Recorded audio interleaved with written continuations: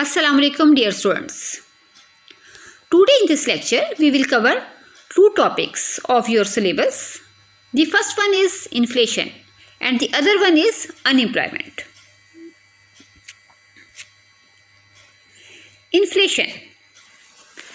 Inflation is defined as a general increase in the prices of goods and services, or in other words, a general decrease in the value of money. As inflation occurs, individual can purchase fewer goods and services with the same amount of money. As you see in the definition of the inflation, अगर तमाम goods and services में generally उनकी prices increase कर रही हों तो ये inflation कहलाती है. जब इकोनॉमी में इन्फ्लेशन होती है तो मनी की वैल्यू कम हो जाती है. मनी की वैल्यू का मतलब ये है कि मनी के एक यूनिट से अब हम कम मिकदार में गुड्स एंड सर्विसेज परचेज कर सकते हैं. गोया मनी के एक यूनिट की परचेजिंग पावर कम हो जाती है. और इन्फ्लेशन से मुराद ये है कि अब एक फ़र्द सेम अमाउंट ऑफ मनी से पहले की निस्बत कम मिकदार में चीज़ें खरीद सकता है. डिफरेंट इकोनॉमिस्ट ने इसको डिफरेंट पॉइंट ऑफ व्यू से एक्सप्लेन किया.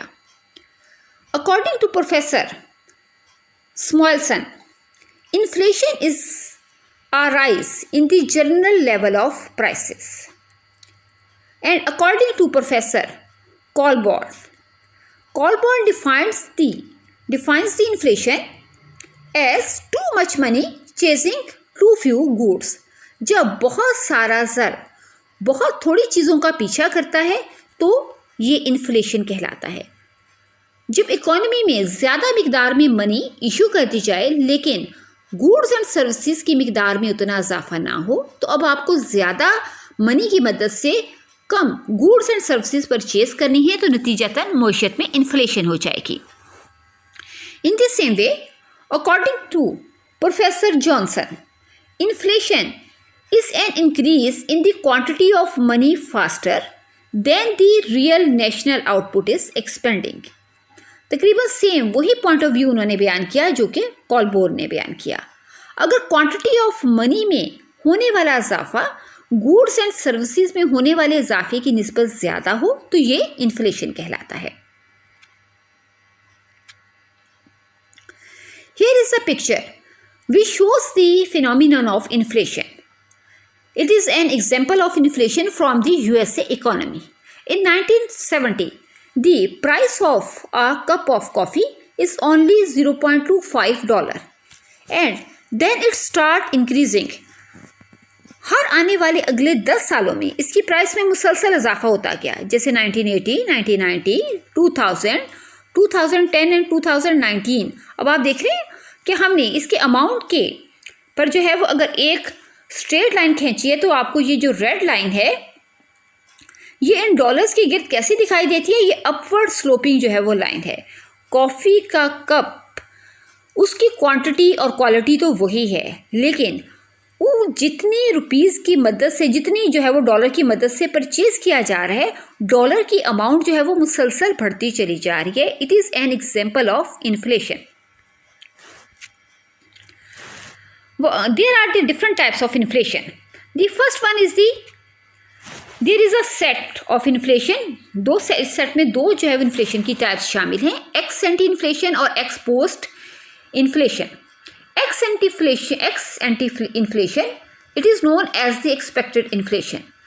ये इन्फ्लेशन की वो किस्म है कि जब इन्फ्लेशन अभी जो है वो वकू पज़ीर नहीं हुआ लेकिन हालात कुछ उस नहज पर ढल चुके हैं कि यूँ दिखाई दे रहा है कि आने वाले दिनों में इकोनॉमी में इन्फ्लेशन हो जाएगी, महंगाई हो जाएगी, गुड्स एंड सर्विसेज की प्राइसेस में जनरल इंक्रीज हो जाएगी. तो ये सूरत हाल तब होती है जबकि फॉर एग्जांपल इकोनॉमी में जो है वो गुड्स एंड सर्विसेज की सप्लाई कम है. सप्लाई क्यों कम है? कोई भी इसके पीछे फैक्टर हो सकता है. जैसे कि अगर इकोनॉमी में एग्रीकल्चर सेक्टर में जो है वो प्रोडक्शन कम हुई है, तूफ़ान दोबारा रहे, सैलाब आ गए या कोई और कुदरती आफत की वजह से ज़री पैदावार कम है, फसलें कम हैं, या मजदूरों की हड़ताल की वजह से इंडस्ट्रियल सेक्टर की प्रोडक्शन कम है, रॉ मटेरियल ना मिलने की वजह से, कॉस्ट के बढ़ जाने की वजह से जो है वो प्रोडक्शन कम है। तो अब हमें दिखाई दे रहा है कि सप्लाई कम है, डिमांड तो उतनी ही है, नतीजतन प्राइसेस बढ़ जाएंगी। यह हुकूमत ने बहुत ज़्यादा जो है वो नोट जो है वो इशू कर लिए और बहुत ज़्यादा ज़र है हमारे पास, बहुत ज़्यादा मनी है, लेकिन गुड्स एंड सर्विसेज की मिकदार वही है। तो एक्सपेक्ट ये किया जा रहा है कि इन्फ्लेशन हो जाएगी। इस किस्म की सूरत हाल जो है वो एक्सपेक्टेड इन्फ्लेशन या एक्स एंटी इन्फ्लेशन कहलाती है, जबकि इन्फ्लेशन अभी वकूअ पज़ीर तो ना हुआ हो, लेकिन हालात कुछ इस तरह के हो चुके हों कि हमें दिखाई देता हो कि इन्फ्लेशन हो जाएगी। जबकि एक्स पोस्ट इन्फ्लेशन जो कि एक्चुअल इन्फ्लेशन कहलाती है, ये वो इन्फ्लेशन की किस्म है जबकि इकोनॉमी में वाकई प्राइसेस ज़्यादा हो चुकी हों, सप्लाई की निस्बत डिमांड ज़्यादा हो, हुकूमत ने बहुत से नोट छाप लिए हों, मुल्क में जो है वो कॉस्ट बढ़ चुकी हो, जिसकी वजह से इन्फ्लेशन हो चुकी है, प्राइसेस बढ़ चुकी हुई हैं। इसी तरह जो है वो cost push inflation when a rise in the prices is caused due to increase in the cost of production such as higher oil prices, oil prices के ज़्यादा हो जाने की वजह से, मज़दूरों की वेजेस ज़्यादा हो जाने की वजह से, रॉ मटेरियल की प्राइसेस ज़्यादा हो जाने की वजह से, न्यू टैक्सेस की वजह से अगर कॉस्ट ऑफ प्रोडक्शन बढ़ गई है तो इसका मतलब है अब प्राइसेस भी ज़्यादा होंगी।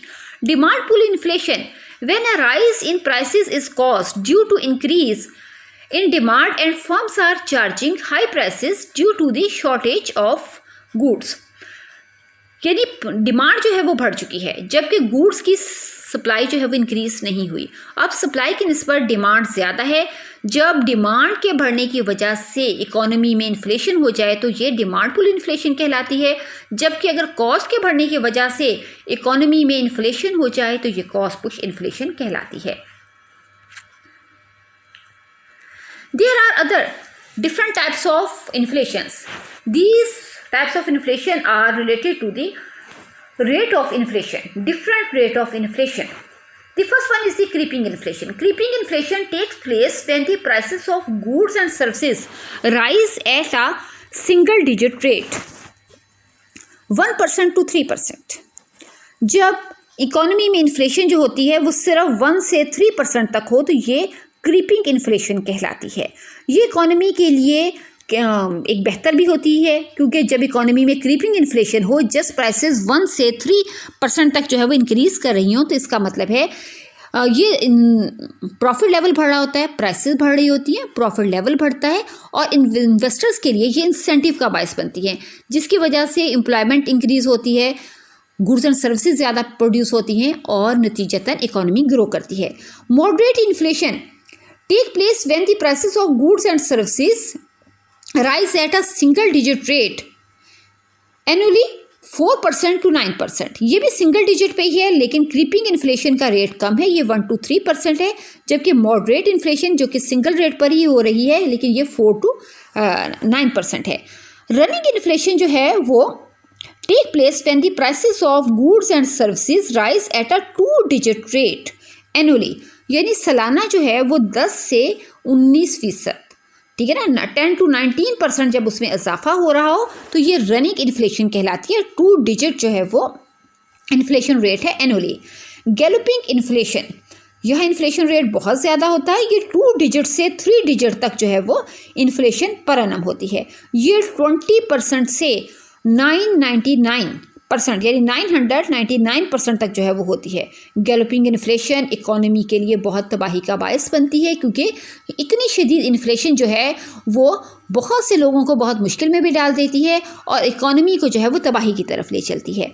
हाइपर इन्फ्लेशन गैलोपिंग इन्फ्लेशन से भी जो है वो बढ़कर है, गोया कि यहाँ जो है वो ये इन्फ्लेशन की एक्सट्रीम है। Hyperinflation take place when the increase in the prices is more than the 3 digit rate annually. The economic conditions of ये 3 digit annually होती है, यानी कि ये 3 digit से भी ज़्यादा, गोया 1000% से ज़्यादा जब किसी इकोनॉमी में इन्फ्लेशन होती है तो ये हाइपर इन्फ्लेशन कहलाती है। अगर हम रियल लाइफ में देखें तो दूसरी जंग अजीम में जर्मनी को इस किस्म की जो है वो इन्फ्लेशन का सामना करना पड़ा। जर्मनी चूँकि जंग अजीम में इन्वॉल्व था, उसने जो है वो असलाह ख़रीदने के लिए बहुत ज़्यादा जो है वो जर्मन करेंसी यानी मार्क जो है वो पब्लिश किए। नतीजतन 1922 और 23 के दरमियान इस कदर मार्क पब्लिश किए गए कि एक जर्मन सिटीजन ने बहुत ही मज़े की कोटेशन जो है वो कोट की। उसने कहा कि जंग से पहले सूरत हाल ये थी कि हम नोट जो है वो अपनी पॉकेट में डाल के लेके जाते और कमोडिटीज़ खरीद कर बोरियों में भर कर ले आते, लेकिन जंग के बाद सूरत हाल ये है कि हम मार्क यानी कि जर्मन करेंसी बोरियों में भर भर के लेके जाते हैं और कोई शय खरीद कर अपनी पॉकेट में डालकर ले आते हैं। इस कदर जो है वो इकोनॉमी में हाइपर इन्फ्लेशन हो गई थी। अब हम देखते हैं कि इन्फ्लेशन क्यों हो जाती है, क्या फैक्टर्स हैं, क्या रीजंस हैं जो कि इन्फ्लेशन का बायस बनते हैं। इसमें से बहुत सारे हमने फैक्टर्स इन्फ्लेशन की टाइप्स को स्टडी करते हुए देखे, जैसे increase in demands of goods. अगर गुड्स एंड सर्विसेज की डिमांड इंक्रीज कर जाएगी तो ऑटोमेटिकली ट्रेडर्स और प्रोड्यूसर्स गुड्स की ज़्यादा प्राइसेस चार्ज करेंगे, इन्फ्लेशन हो जाएगी। And decrease in the supply of goods. अगर गुड्स और सर्विसेज की सप्लाई कम हो जाएगी, एग्रीकल्चर, इंडस्ट्री, ट्रांसपोर्ट, तमाम तर सेक्टर्स की गुड्स एंड सर्विसेज दोनों की जो है वो प्रोडक्शन कम हो जाएगी सप्लाई के कम होने की वजह से, जबकि डिमांड ज़्यादा होगी तो प्राइसेस इंक्रीज कर जाएंगे। अगर कॉस्ट ऑफ प्रोडक्शन बढ़ती है, वेजेस, रॉ मटेरियल और ऑयल प्राइसेस इन सब में इजाफा हो जाता है, तो कॉस्ट के बढ़ने की वजह से प्रोड्यूसर्स मजबूर हो जाएंगे कि वो शय की ज़्यादा कीमत चार्ज करेंगे। फिर इसी तरह क्वांटिटी ऑफ मनी, अगर हुकूमत जो है वो क्वांटिटी ऑफ मनी को बढ़ा देती है, ज़्यादा मिकदार में नोट इशू कर लिए जाते हैं, देन वही फैक्टर होगा too much money chasing too few goods एंड इन्फ्लेशन हो जाएगी।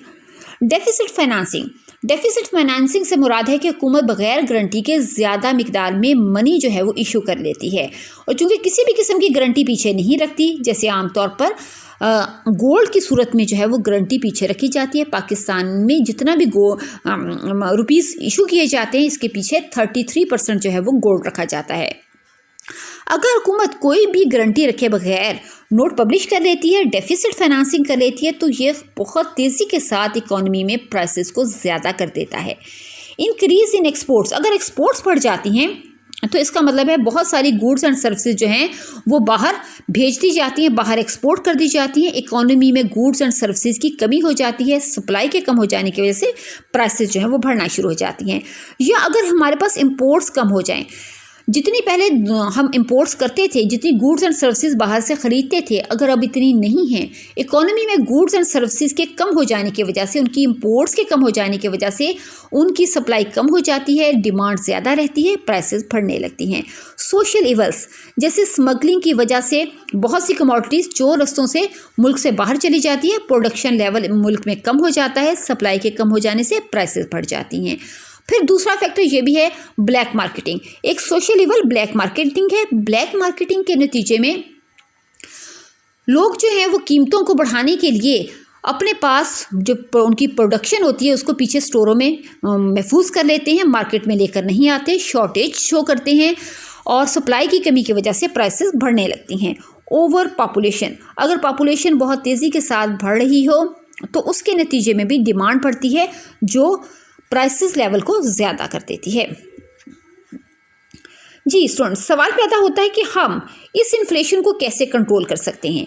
यहाँ 3 किस्म के हमने मेजर्स रखे हैं, मॉनेटरी मेजर्स, फिजिकल मेजर्स और कुछ दूसरे मेजर्स। मॉनेटरी मेजर्स का ताल्लुक जो है वो स्टेट बैंक की मॉनेटरी पॉलिसी से है। स्टेट बैंक जो है वो इन्फ्लेशन को कंट्रोल करना चाहता है, क्योंकि नफ़ा कमाना उसके लिए सानवी हैसियत रखता है। वो एक ऐसा इदारा है जिसका मकसद ये होता है कि इकोनॉमी में जो है वो प्राइसेस को कंट्रोल रखा जाए, स्टेबल रखा जाए, ना तो प्राइसेस बहुत तेज़ी के साथ बढ़े, ना इन्फ्लेशन हो, ना ही प्राइसेस में कमी वाक़या हो, ना ही डिफ्लेशन हो। No inflation, no deflation, but the stability of the price is the main objective of the state bank और central bank of any country. चाहे सेंट्रल बैंक किसी भी मुल्क का, जैसे पाकिस्तान का स्टेट बैंक ऑफ पाकिस्तान जो है वो क्या मॉनेटरी मेजर्स अप्लाई कर सकता है। The first one, increase in the bank rate. Bank rate से मुराद स्टूडेंट्स वो रेट है जिस पर स्टेट बैंक जो है वो आम कमर्शियल बैंकों को कर्जा देता है। कमर्शियल बैंक्स जिस रेट पर दूसरे लोगों को, इन्वेस्टर्स को कर्जा देते हैं, ये इंटरेस्ट रेट कहलाता है। बैंक रेट और इंटरेस्ट रेट दोनों का आपस में बहुत गहरा ताल्लुक होता है। इन्फ्लेशन को कंट्रोल करने के लिए स्टेट बैंक या सेंट्रल बैंक जो है वो बैंक रेट में इजाफा कर देता है। कमर्शियल बैंक्स को कर्जा जो है वो ज़्यादा रेट पर मिलता है, चुनाचे वो आगे भी लोगों को कर्जा ज़्यादा इंटरेस्ट रेट पर देते हैं। इंटरेस्ट रेट के ज़्यादा हो जाने पर इन्वेस्टर्स कम कर्जा लेते हैं, इकोनॉमी में मनी कम सर्कुलेट करती है, इन्फ्लेशन कम हो जाती है। ओपन मार्केट ऑपरेशन के तहत जो है वो ओपन मार्केट ऑपरेशन से मुराद ये है कि हुकूमत इन्फ्लेशन और डिफ्लेशन को कंट्रोल करने के लिए अपने गवर्नमेंट सिक्योरिटीज़, बॉन्ड्स, डिबेंचर्स उनकी खरीदो फरोख्त करती रहती है। चुनांचे इन्फ्लेशन को कंट्रोल करने के लिए हुकूमत सिक्योरिटीज़ को, गवर्नमेंट सिक्योरिटीज़ को ख़रीदना शुरू कर देती है। हुकूमत ने जो लोगों को गवर्नमेंट सिक्योरिटीज़ फ़रोख्त कर रखी होती हैं वही प्रॉफिट पर लेना शुरू कर देती है।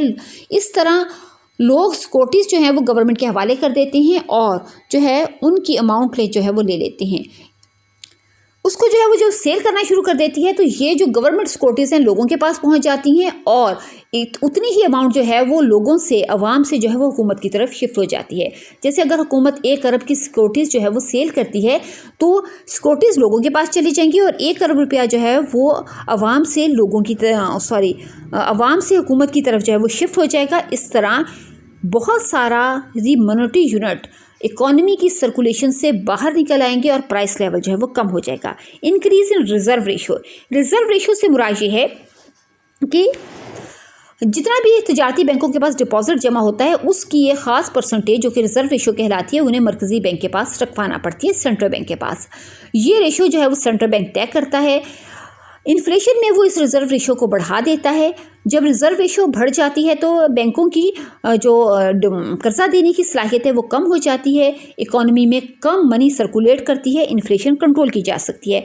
क्रेडिट राशनी के तहत सेंट्रल बैंक जो है वो आम तजारती बैंकों को, कमर्शियल बैंक आगे जो है वो लोगों को कम मिकदार में कर्जा इशू करते हैं, नतीजतन मनी सर्कुलेशन कम हो जाती है, प्राइसेस कम हो जाती हैं। फिजिकल मैयर के 2 बड़े जो हैं वो टूल्स हैं। पहले में जो है वो गवर्नमेंट एक्सपेंडिचर्स हैं, दूसरी तरफ हुकूमत की आमदनी है जिसका एक बड़ा हिस्सा टैक्सेस हैं। चाहे हुकूमत जो है फिजिकल मेजर्स के तहत इन्फ्लेशन को कंट्रोल करने के लिए गवर्नमेंट एक्सपेंडिचर्स को कम कर देती है, कंजम्पशन लेवल कम हो जाता है, डिमांड कम हो जाती है क्योंकि हुकूमत बहुत बड़ा सेक्टर है।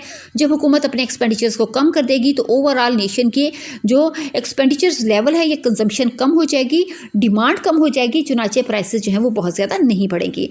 फिर हुकूमत जो है वो टैक्सेस में इजाफा कर देती है, लोगों की आमदनी पर ज़्यादा मिकदार में टैक्स लगाती है, टैक्स रेट बढ़ा देती है, नए नए टैक्स इंट्रोड्यूस करवाती है।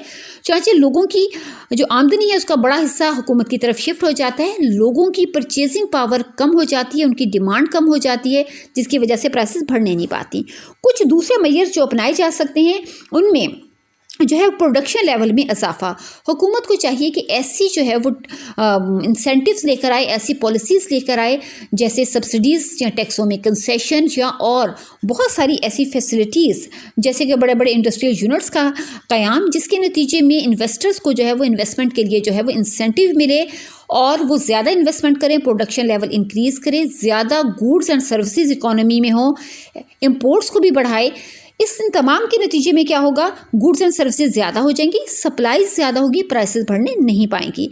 फिर इंक्रीज़ इन वेजेस, अगर इन्फ्लेशन ज़्यादा हो जाती है, प्राइसेस ज़्यादा हो रही हैं तो हुकूमत को चाहिए कि वो वेजेस को भी ज़्यादा कर दे ताकि गर्चे से कुछ कॉस्ट तो बढ़ेगी लेकिन इसका एक फ़ायदा ये होगा कि वो लोग जिनकी आमदनी फिक्स्ड है वो इस बढ़ती हुई महंगाई से, बहुत ज़्यादा शदीद इन्फ्लेशन से भी जो है वो अपने मेयार ज़िंदगी को कुछ ना कुछ हद तक बरकरार रख सकेंगे। क्योंकि अगर एक तरफ इन्फ्लेशन ज़्यादा होगी तो दूसरी तरफ जो है वो वेजेस के ज़्यादा हो जाने की वजह से उनका मेयार ज़िंदगी अफेक्ट नहीं होगा। फिर एक जो तीसरा तरीका अपनाया जा सकता है वो है प्राइस कंट्रोल का तरीका। हुकूमत प्राइस कंट्रोल की जो है वो पॉलिसी अप्लाई करे। इस पॉलिसी के तहत हुकूमत जो है वो मुख्तलिफ किस्म की गुड्स एंड सर्विसेज के लिए जो है वो प्राइस लिस्ट निकाले कि इनकी इससे ज़्यादा प्राइस जो है वो चार्ज नहीं की जा सकती और बाकायदा जो है वो इफेक्टिव किस्म की प्राइस कंट्रोल की पॉलिसी की जो है वो इम्प्लीमेंटेशन करे। नतीजतन इस तरह भी प्राइसेस को कंट्रोल किया जा सकता है।